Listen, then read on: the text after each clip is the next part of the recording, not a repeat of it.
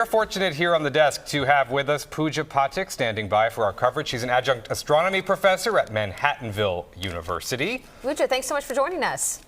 Thank you so much for Okay, so we said this 90. Thanks a lot. This 90% totality, or not totality, but that's what we're going to experience here in New York. The last time we experienced something like this, it was maybe about 70%. So what do you think people can expect in the next couple of minutes or so? Couple of minutes. So I'm in New Jersey right now. So I'm expecting like 91% of the coverage at around 324. So that's going to be the maximum coverage from my location. So I know from New York, from certain locations, you can actually see the total solar eclipse as well. But from my location, it's going to be maximum 91%. So that's the maximum coverage from my location is going to be. All right. Pooja, stand by for us. We're going to talk to you in a few minutes again. But first, we want to go to our own Robert Moses. He is up in Stowe, Vermont, in the path of totality. I think what we're going to be looking at, actually, first, we're going to go to team coverage. We're going to show you, we have got a host of reporters and anchors out there. Okay, I think we're taking a look now at our whole team. There they are. We're at Long Island. We're at Yankee Stadium. We're right here in Manhattan. We're at the Intrepid Museum, and that upper left corner right there is the camera from Robert Moses and his photographer in Stowe, Vermont. That's right. He has a special lens over that camera so you can really see what the eclipse looks like right now at this moment. His camera pointed up at the sky. Robert, how are things looking up there?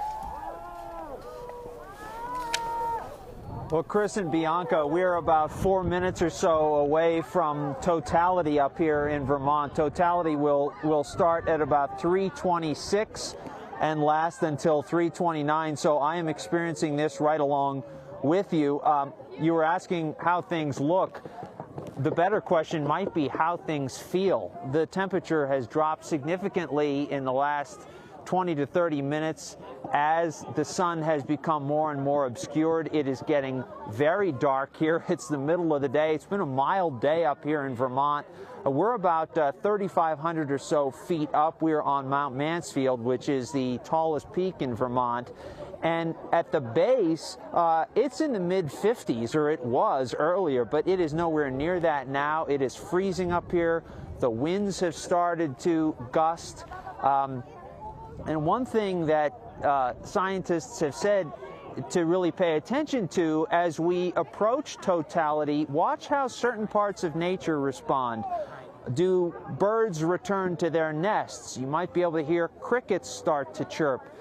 Animals are starting to think that, hey, it's nighttime. Well, it's not nighttime, but it will be, at least for those fleeting 3 minutes up here in Vermont. It's such a unique experience. There have been people up here skiing throughout the day, and they've been skiing up and down the mountain, but everyone is now stopped. This whole place has put their skis aside, and you can probably hear those cheers of people witnessing near totality. Now we're just a couple minutes away, and I should say that as I'm talking to you right now, I'm taking my own pictures. I'm trying to experience this for myself, even as I'm telling you what we're seeing and feeling. 3:23 right now, so we will have totality at 3:26, maximum totality at 3:27, and then totality will end at 3:29.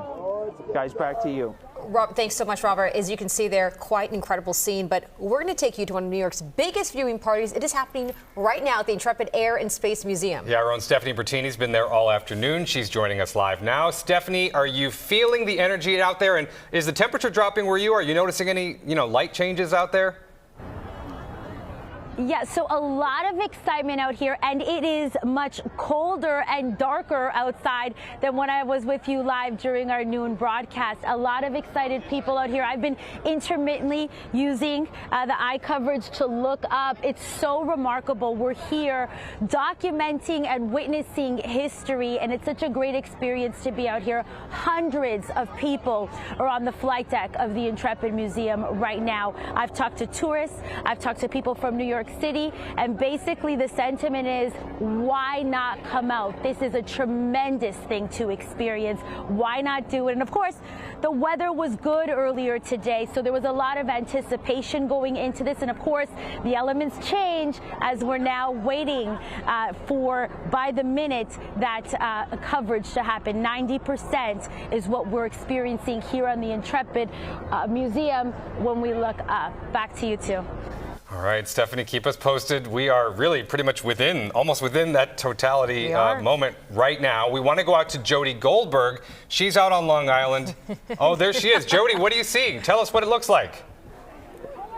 To say it's unbelievable, I'd say would be an understatement. We're on the field at Comac Middle School where many, I'd say hundreds of students decided to stay here late instead of going home. And I have one student with me, James, who you'll see with me in a second. But let's just talk about what's going on. Everyone's got their glasses. Everyone's looking up. It's very safe here. So for all of those who are wondering if they'd had their glasses on, if they would be injured, everyone's being very safe and smart about it. We're on the field. There are many different activities. Kids are writing with chalk.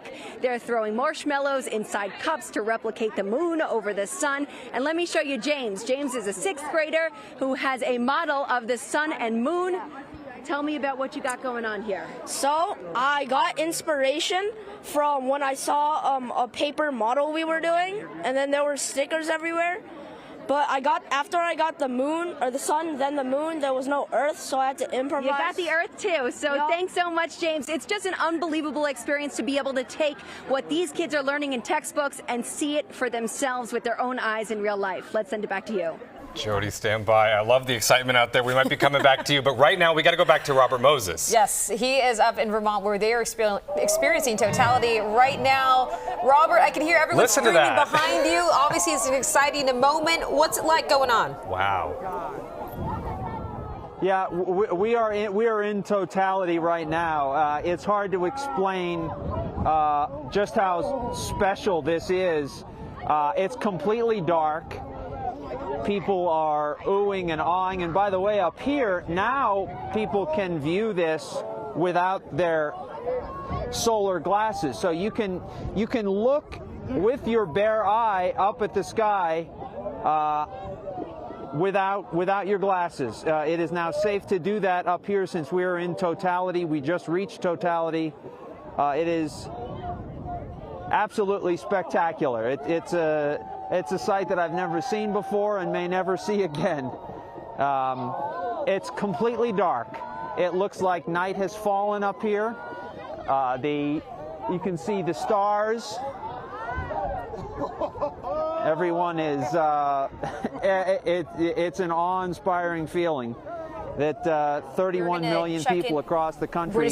What you're looking at right now, see. Robert, you can see totality here, but we've seen see like the maybe corona of the sun there behind. And then you're looking at one of these spots behind it, thinking like, is this a solar flare? Yes, and that's one of the interesting things about the year that we're in, the time that we're in right now. There's a lot of activity, evidently, on the sun. I'm not an astronomer. I'm not an expert, but I have heard other very smart people talking about these solar flares, the sunspots. Scientists should be able to get some more information about the sun. We want to go to someone who has studied this stuff in the past, Pooja Pathak. We want to bring her back in, professor of astronomy. Pooja, tell us what we're seeing here, what scientists are going to be able to see and learn about the sun here. Okay, so the most important thing is going to be the solar atmosphere corona. So there are 3 atmosphere layers, solar atmosphere layers: photosphere, chromosphere, and corona. So chromosphere and corona, these layers are invisible because they are very dim layers, very faint. So if you want to observe these layers under normal circumstances, they are very dim layers. The only chance we have is during the total solar eclipse. So the layer that we are actually seeing right now is the corona. And by observing this layer during the total solar eclipse, we can actually study this layer. We can study the effect of magnetism on this layer. So it's a very, very important event for astronomers and scientists all over the world to study about the sun, the atmosphere of the sun in detail. What is your favorite part about this? Obviously, a once-in-a-lifetime experience. And I would hope that you're going to get outside to see this, but what are you excited about? I'm excited about, observing this and the whole idea of alignment of the orbital plane. I love this idea because, the eclipses are possible only if we have the new moon phase. And number two, we need the alignment of the orbital planes. And it's so fascinating that, otherwise the orbital plane of the moon doesn't align with the Earth's orbital plane. And both the objects are moving. They are revolving. Moon is revolving around the Earth. Earth is revolving around the sun. But once in a while, there's an alignment that we can see. Only during the alignment, we can actually see this special celestial event like solar eclipse. So it is so fascinating. So it is so interesting to see this kind of special event. Absolutely. We were just seeing in Robert's camera there, it was in totality, and then you could see it start to move out of totality and suddenly got real bright, and you have to readjust the lens. Why is it so important? Just reiterate for us why it's so important to, unless you're in those 2 minutes of totality, to keep those glasses on. Yeah, so the thing is, if you are observing the sun during the totality, it is still okay. It's not going to damage your eyesight, but yes, because the radiations, the sun's radiations are going to be so intense, and the natural response of our eyes is going to be like, because our eyes not going to respond exactly accurately right after the solar eclipse. Just imagine that moon is covering the sun, and within a fraction of a second, we're gonna see the streak of sunlight coming from behind the moon, and then it takes time to adjust our eyesight. So it takes so that can damage our eyesight completely. It can cause permanent blindness. Another reason is the ultraviolet radiations that can still damage our eyesight. So it's better to be safe using glasses during the partial eclipse. During the total eclipse, during the totality, you can still observe the eclipse for a couple of minutes. Okay. Well, Pooja, we're gonna let you grab your glasses and go experience what's left of the total solar eclipse. And we appreciate you chatting with us today. Thank you very much. Thank you for having me. Thank you so much. We want to head out to the Bronx now, where the Yankees have had a busy few days with Mother Nature, right? An earthquake, a solar eclipse. Uh-huh. Yeah, on Friday, the batting practice obviously kind of delayed because of that earthquake. But Tina Cervasio, live at Yankee Stadium. Tina, I understand that they have now canceled batting practice today because of this eclipse. Why is that? Well, Bianca and Chris, they canceled batting practice, and it's a good thing because nobody would be paying attention. As you see behind me, there's a number of New York Yankees players and coaches. Some of them are going back into the dugout right now. You've got the whole New York Yankees media contingent that has been out here. Everyone's been trickling out of the clubhouse since about 2:10 p.m. We have seen Yankee starting pitcher Nestor Cortes come out here. Garrett Cole, the Yankees ace, who, by the way, did play catch today, he came out for a while with his glasses on. In the infield right now, we have a conversation between some Yankees players and Marlins players. Juan Soto is out here now. He had the glasses on earlier. Carlos Rodon, he's got a really cool pair, very high-tech pair of these protective glasses. He's been really into it and checking out this total solar eclipse. Now, it's starting to get a little brighter. It had gotten darker here at Yankee Stadium, and you could hear the oohs and ahs from the fans that have been trickling in since about 3 p.m. Aaron Boone is out here right now, and it makes such sense that they canceled batting practice for both of the Yankees and the Marlins before this game that starts at 6 o'clock, because it would be very difficult to be catching and shagging fly balls in the outfield if you're looking up and maybe you get a glimpse of the sun and you would want to look at it. One of the great things that the Yankees organization has done here, though, over the last hour is check out the video board. I hope it'll get picked up on television.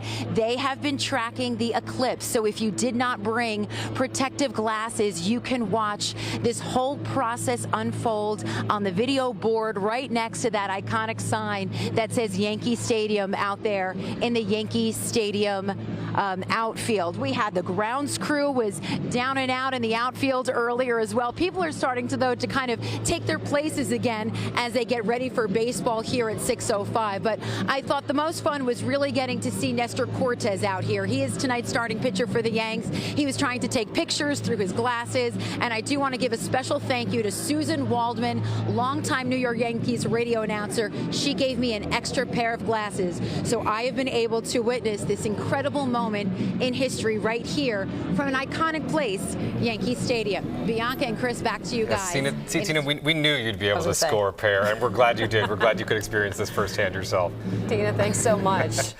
All right, as you can see, the solar eclipse obviously having an effect on baseball players, But it's having an effect on animals as well. There's a lot of questions surrounding this. Yeah, Michelle Ross joining us live from a zoo in West Orange with more. Michelle, what are you learning?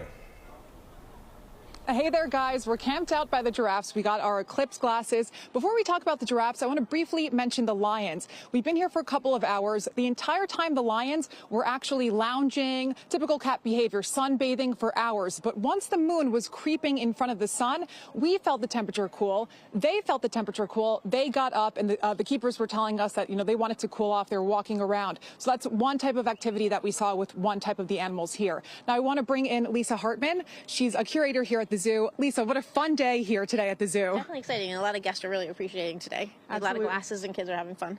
Absolutely. And what's the activity that we may be seeing with the giraffes? Because we saw them further out. They've been pretty close now. It's definitely changing. I think the darkness is changing it a little bit in their mind. I think they think it's dinner time. So this is about the time of day it would seem like to them that they should go in. And when is typically dinner time? Is it like 2 hours from now, 3 hours? It's like 2 hours from now. Okay. So they're a little bit thrown off by the daylight. Absolutely, yeah. And before we saw them, they were necking before. Explain what necking is, but that's normal behavior. They were doing that all day. That's just young boys. They would do it harder if they were adults and there's a female here, but we have all boys, so they're just juveniles playing around. But I have to agree with you with what you've seen with the lions. We're also seeing them getting more active and playing a little bit more because it's cooled down for them today. Absolutely. And throughout the entire zoo, you said that keepers will be keeping an eye on the exhibits to observe any type of behaviors. What do you think they'll be looking for? Just what we're seeing now. If there's more activity, less activity, if anyone's getting anxious, they are on guard to know to let them in if there's a problem also. But our docents and our keepers are all keeping an eye on everybody today. Awesome, great. And anything else you'd like to add? Anything with the families that are out here today enjoying the day? It's just nice to see it. It's nice timing with the spring break and everything that we were able to have so many kids here enjoying this, because this is a once in a lifetime for some people. Absolutely. Thank you so much, Lisa, for your time. Thank you. Appreciate it. And one thing we also noticed, once it started to get darker, we noticed that the birds stopped chirping as well. So another thing to keep in mind if you have a few more minutes left of the peak here. We're live here in West Orange. Michelle Ross, Fox 5 News. Wow, fascinating. And just to explain, necking is when male giraffes engage in behavior called where they use their heavy skulls to bash into one another. There we go. Okay. You learned something new. We're going to go back to Stowe, Vermont, where I don't think there's any necking happening right now, but there's a lot of people that are having a really good time. One of those people being Robert Moses. What were the last, 10 minutes or so? What have they been like for you, Robert? Indescribable, Chris and Bianca, and I'm here with TJ and Christy, who drove all the way up here from West Islip. Guys, thanks so much for taking a couple seconds. What was that moment of totality like? It was just phenomenal. It's really just something that you have heard about, and then when you actually experience it, it's just so much greater than what you hear about. And it got cold. It definitely got very cold. It was 60 degrees and then dropped to like 30 degrees in 5 minutes, but just amazing. Just an amazing experience, really. Christy, kind of an out-of-body experience for you? Yeah, it was a great time. Honestly, like the excitement up here was surreal, and it was almost like New Year's Eve, but like 10 times better. Way better. So, I mean, the thing I wasn't expecting, we knew that the sun is more active for this eclipse than it was 11 years ago, but did you guys see those kind of explosions on the underside of the sun? Yep. Can you describe that a little bit? Yeah, you definitely saw some flares like on the bottom left portion. That was really cool. Yeah, it was awesome. You guys are getting married in a couple months. This is pretty good way to pregame for the wedding, I would say. Yeah, we got engaged a couple of years ago at Killington in Vermont, so we're just having another good time up in Vermont. I think one of the things that struck me about this eclipse, we talk so much about how this country is divided by politics and race and religion and everything else, but for these 3 minutes, everyone up here just stopped and looked up and was united. Did you think about that as you were watching? Not really. I mean, yeah, I think it's time that we act united and just forget about all that noise. Let's just enjoy the real things in life, And the awe-inspiring nature is just something I don't think we appreciate enough. Yeah, we definitely got lucky coming up here for this and get to experience it out here in the mountains with everyone together. And did you guys, when you were coming up here, did you ponder that what if the weather doesn't work out? I mean, we got an A+ perfect day today. Well, funny enough, we came up here chasing the snow, not the eclipse. It wasn't until our Airbnb host said, hey, you're in the path of the eclipse. And we were like, oh, we need to figure some things out then. And fortunately, our cousin Krista, hey Krista, she put us up for a couple nights. So we're super grateful for that. Otherwise, I don't know if it would happen. Well, thank you guys for joining me, and many, many years of happiness to you. And I'm glad we got to experience this together. Thank you so much. Yeah. Thank you. All right, safe travels home. And Chris and Bianca, I'll send it back to you. It really was not only just what we saw, but also the feeling, the temperature, the wind, the hush that fell over the mountain, and then the cheers that erupted when we saw those flares on the underside of the sun. There was kind of like a diamond ring effect. I'll post some pictures on Instagram, but there was almost looked like an inverted diamond ring when we came out of Totality. Just spectacular. I'll post some pictures here momentarily. Robert, just walk us through, the moment where you're starting to approach Totality there. Was it a mixture of hushed, quiet, or cheers back and forth? Or because this was a couple of, 3-4 minutes you were in Totality, right?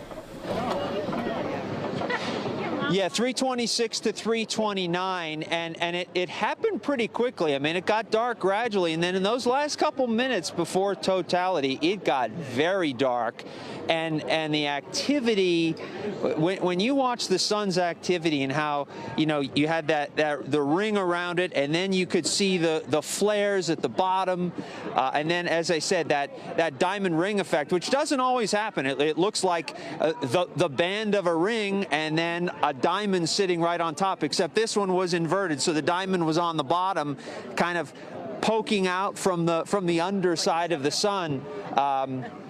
Something I'll probably never see again in my lifetime, and just a perfect day. It really was.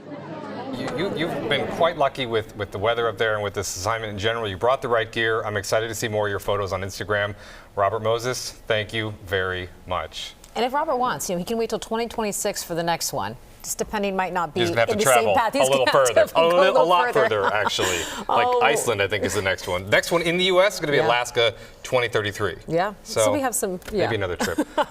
Someone else that traveled a little bit, not too far for this, out in Jersey City, Liberty Science Center. Teresa Priolo, I mean, this is an area where you're getting a lot of people that are so excited to see this. Who have you talked to? What's been the best part of the day?